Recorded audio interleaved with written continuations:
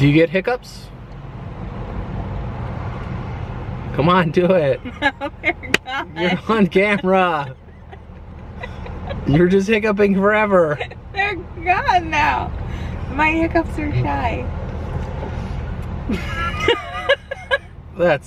I just stopped record and she hiccuped.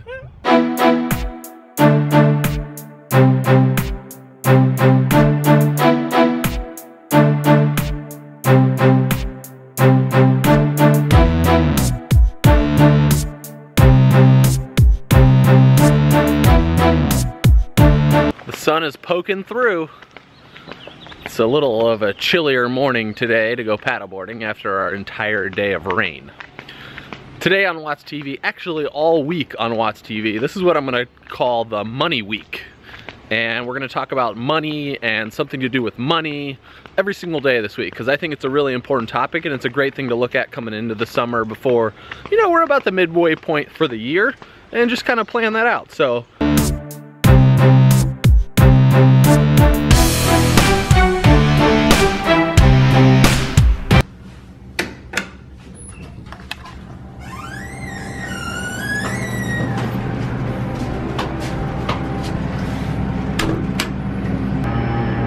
Going to see the lawyer.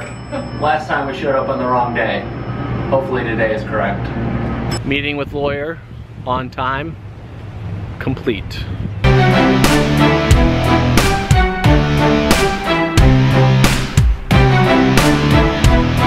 Hello. This is the money week. We are going to talk all about money every single day this week, about different topics, what I'm going to cover. So one would be today and tomorrow is part 1 and part 2 of the money mindset. So today I want to talk specifically about how I handle the money mindset and what I've done over time. And then tomorrow we're going to talk a little bit regarding how to handle that with a partner and what Kate and I have done as well. Then we're also going to talk about how I paid off $132,000 worth of debt in 6 years. We're also going to cover some other things that I don't remember what they are off the top of my head. I have them written down on my computer. So how to get the biggest bang for the buck out of this week is to really participate with what I'm going through, ask the questions, participate in the group conversation. And then each day I'm going to give away something, whether it's an autographed copy of Kate's book. We have a extra board game of Rich Dad Poor Dad, which is an amazing board game, which we're going to be playing on Friday here at our house.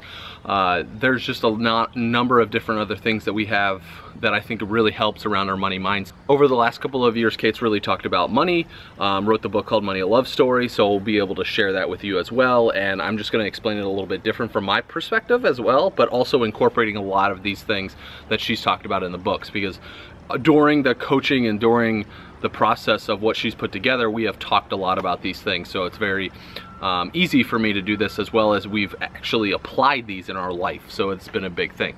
So I got a question. So there's a couple questions that came in and I want questions and feedback. And as I said with the giveaways and what's going to take place, that's going to come off the comments. Every single day I'm going to ask a question, and then based off the comments that come in, I'll just choose one at random. Like, there's no scientific formula that's going to take place here. I'm basically going to pick which one I like. That's what you're going to get. So the question that came in yesterday, and this came in from a couple of people, what they wanted to talk about when it came to money. I would like steps I could take to change my money mindset. I have a scarcity mindset that I need to change. I'm a life coach and I have things I want to create for residual income. So I would love to know your thoughts. Residual income is one of those things we're going to talk a little bit about later in this week, but let's talk about the money mindset first, because I think it's really, really important to just start getting where your mindset is and the clarity on that. So I've organized this circle, super scientific. And the number one thing that Kate talks about, so the first thing that Kate always talks about in all of her talks and lectures, and it's really, really helped me, and this helped with the clarity of paying off my debt, is number one, you have to get clear on what your money story is. So what that means is what is your actual beliefs right now with money?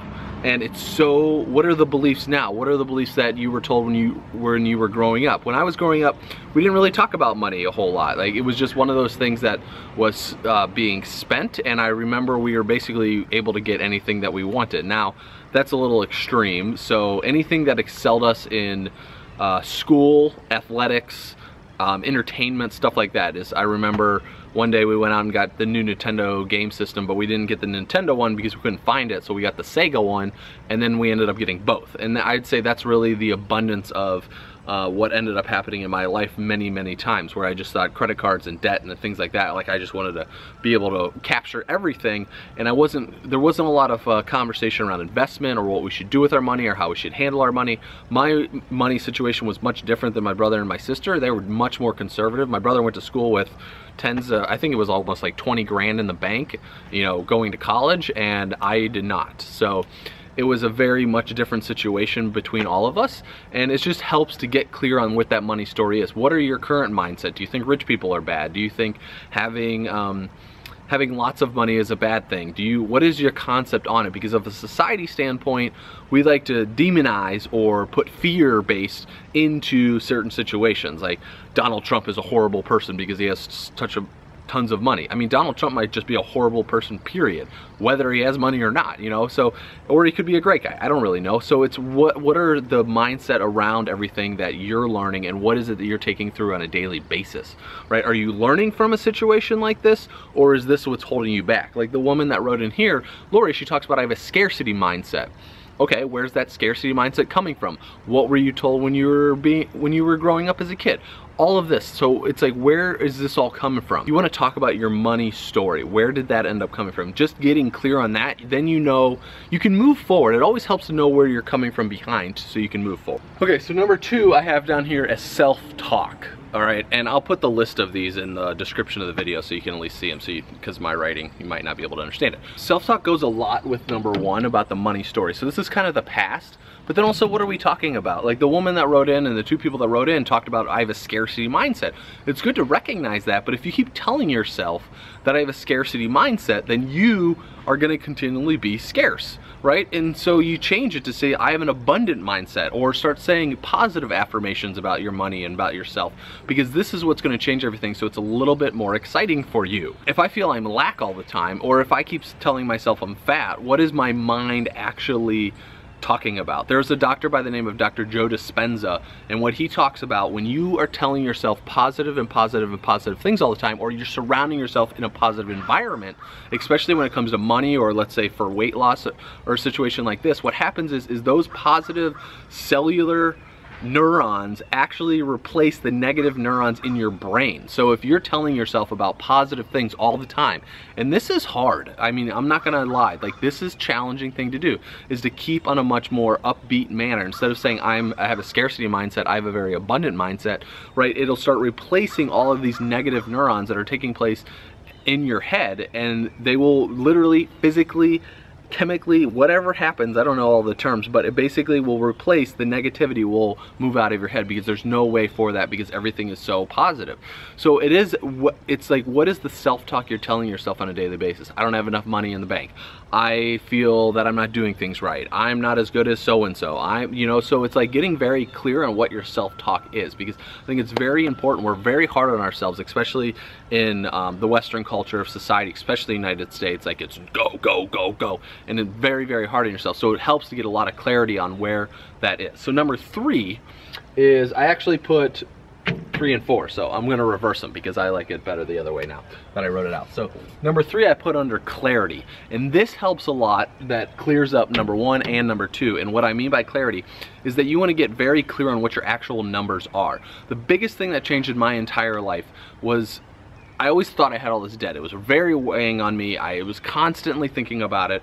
And then one day, Kate and I were driving in the car, and she's like, well, what are your numbers? And I go, I don't know. How much money do I actually have in the bank? How much debt do I actually have? How many credit cards do I owe? How many credit card companies do I owe? What is my student loan numbers? What are my interest rates on all of those? And I wrote this out in a spreadsheet, and then I put, okay, what is my monthly payments, my minimum monthly payments for each one of these cards, and how do I go about, so it helps to get the numbers, right? I'll talk more specifically about how to determine which ones to pay off, or what I've done in the past. I'm not gonna give like a bunch of financial advice, but it's just what I've done in the past to pay off all of my debt. But it helps to get the clarity. You have to know where you are at that moment in time. You have to know how much money is in the bank. You have to know how much debt you owe. And even I like to know the credit limits on credit cards too. So what is my credit limit, and then what is actual credit that I have that I'm borrowing against that credit. So if I have What I mean by that is if I have $10,000 credit limit and I have total owed to the bank $6,000, right? So it helps to know exactly where you are in there, because I find out a lot of times we just avoid it, and that's where our scarcity mindset comes from. We're just going to avoid it. So you want to get very clear on what is your actual picture. I know I have a lot of conversations with Kate about our business and where our finances and taxes and all this stuff, and we'll start talking about things, and I'll go on this path and I'll just be like, you know, we're struggling, like there's not enough money in the bank. How are we going to pay this? And she goes, what are the actual numbers? What's our number in the bank? And then I'm like, I don't know, I haven't looked it up. I'm just driving myself in circles. And then we go look it up, and then we sit down and we talk about it, and the reality is it's very clear. It's like, oh, okay, we're fine. You know, everything's good to go. Like, we can move on. I drive this anxious period, and then I look at the numbers, and then it goes away, right? But there is that anxious period where I was in so much debt, where I was trying to work to get out of that. But until I was clear, I wasn't able to go about doing that. Number 4 is the abundance. All right, now what do I mean by abundance? So how I started this off today was about telling the story about a scarcity mindset, right? So you have to know where there's abundance in your life. You have to know that there's abundance in the world. So what do I mean by this? You have to understand that there is more to go around. If you watch the news and you follow certain things, that it just, they keep telling you that there's not enough, there's not enough, there's not enough. There's actually a tremendous amount of value that can be created in the world, and that you will receive in turn coming back to you. What do I mean by this? The first time I ever really experienced this, I grew up and there was people that had, you know, we had lower income, we had middle class and upper class, just like normal, or people that had that had money, running businesses, these type of things, had these huge homes. I used to see this in the neighborhoods where I grew up, and so I would look at all these, I'm like, this is amazing. And then when Kate and I got done traveling for 10 months, we ended up going to the Hamptons. So the Hamptons is on eastern Long Island, right? You see all the movies and TV shows and stuff about the Hamptons. I went out there, and it wasn't just one neighborhood of massive homes. It was 40 miles on the eastern coast of Long Island. Now this what blew my mind, because you hear all of this stuff about the Hamptons, right? This stereotypical stuff. But when I was driving around and I was looking around, and I go, there is so much abundance that's happening in the world. And we were out there in the winter time, so it was pretty much empty, and all of these homes are sitting there empty, and it was kind of sad because they're empty. But I was like, this is a second or third home for people. Like, there is a tremendous amount of abundance in this world that if I switch my mindset to start creating value in the world and start bringing value in the world, I could possibly get one of these homes. And I was like, wow, mind-blowing stuff, right? So I was just like, there is so much value that can be produced, and there's so much abundance that are in the world. But if I watch the news, or I'm in a limited mindset like that, they're telling me that there's not, right? They're telling me that it's a limited bucket, and there's so much fear mentality built into it.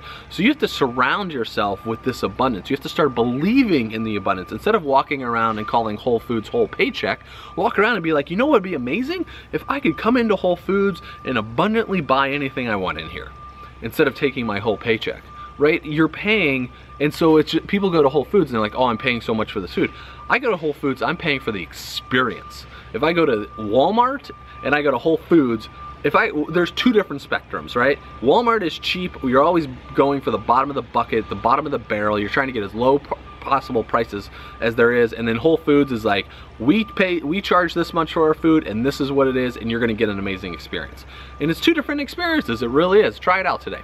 So you have to really start surrounding yourself with abundant, it's even just going to Whole Foods and going to these abundant places, or what you consider abundant. You don't have to buy anything, but just sitting there, watching the people, observing the people, paying attention to their mentality. That's what I did by going to a lot of events, and that's what really helped me expand my going to the Hamptons, right? That was an abundant mentality experience. Like, even if all you do is sleep in the car, you know, I'm not recommending to do that, but if all you can do is get to the Hamptons or get to one of these places and drive around and kind of sit and watch people and see what they're doing and experience what it is, or go to an event or whatever that is, and if you have to figure out what it's going to work for you. So that's really abundance. And number 5 is hands down one of the most important thing. It's who the heck are you hanging out with? Who are you listening to? What kind of music? What kind of tapes? What kind of podcasts? Like, who is it in your life that you're paying attention to? Because this is one of the most important, it's probably the most important thing, right? You always hear about the your income is based off the 5 people you hang around with the most, is that usually that's the average of it, right? And it's very true. I find it to be very, very true. So you really want to start upping your game. And maybe you don't know anybody that you want to strive to be, like personally, but if you start going to these events, or you start going to these hangout sessions, or meetup.com, or finding places where you can go do this, and this is by far the most important thing. Even if you have an entire family of lack mentality that's around you all the time, you hang out with them, you enjoy the time you're there, you start listening and taking it in what they say, but then you go on your separate way and you're like, that's great, it was fun to hang out with them, but then I'm gonna live my life this way. And so let's just say that's friends or family or whatever, because that's really the people that hold us back, I think, more than anything else, because there's way more judgment around someone that's close to us that we take personally versus someone who is just some random Joe Schmo off the street, right? So you want to start hanging out with abundant people. You want to listen to abundant podcasts. You want to listen to people that are adding value to this world, that is creating a better place. Like, we live in a society, if you think about the internet speed, for instance, right? Take the internet speed. I have 30 megabyte download and 5 megabyte upload, or whatever, you know, whatever your internet speed is. So that means I can download, and if you don't understand that, 30's down, 5's up. That means I can only upload at a 5 megabyte, but download at a 30. And it makes total sense. I can consume as much material as possible, as fast as possible, but I'm only able to put out a certain amount of my art, right? I'm only limited to a certain amount that I can upload and share with the world, but I can consume as much as possible. And so the world is built that way for you to consume. So you want to make sure that your consumption is around positive things in positive manner. The question today that I want to know in the comments, where you can put it in on Facebook or in YouTube, I'll read all of them each day, but it's just, what is your money mindset? What are the stories? What have you been telling yourself around money? Is it rich dad or rich people are bad? Like, what is it about money that is limiting you back? Creating the scarcity mindset. Like, I mean, deep down, like, get deep into your cellular level. Like, it's almost like it should make you cry. That'd be like, I feel this way, I feel so bad because I think this way, that it should make you cry. Basically, we're talking that deep of emotion to get down in there. And also, it's like, if you have children, or you're gonna have children, like for myself, what are things I don't wanna pass on? So this is all in the money mindset. I do not wanna pass these on to my kids. So that's what I wanna hear from you guys today. And we will see you tomorrow. Tomorrow is part 2 of the money mindset. I'm going to talk a little bit about partnership, relationship, how Kate and I have handled this in our life. See you then. It is the last day of birth class, and we are responsible for snack. And the pregnant woman can carry everything. Okay, so remember this weekend we bought all the baby furniture. All here. As you can see, here, but there's a small problem. You have to assemble it in the baby's room. There's a block. But hold on, before we go upstairs, look what my buddy made for us. Look at these awesome chairs. Benches. Is that pretty awesome? He's also the same guy that made this table, and the table upstairs. Now let's see what's blocking the baby room. Look at that awesome piece of furniture. Chair won't fit through the door.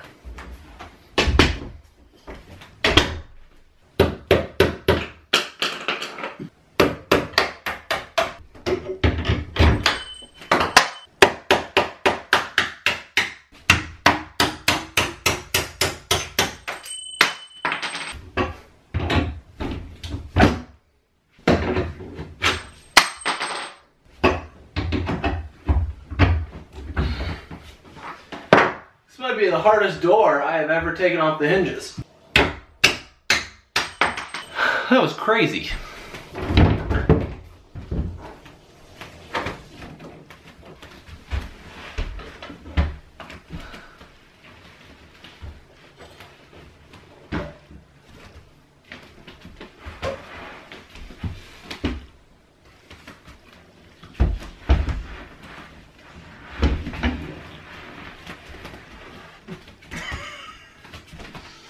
Picked up a hottie.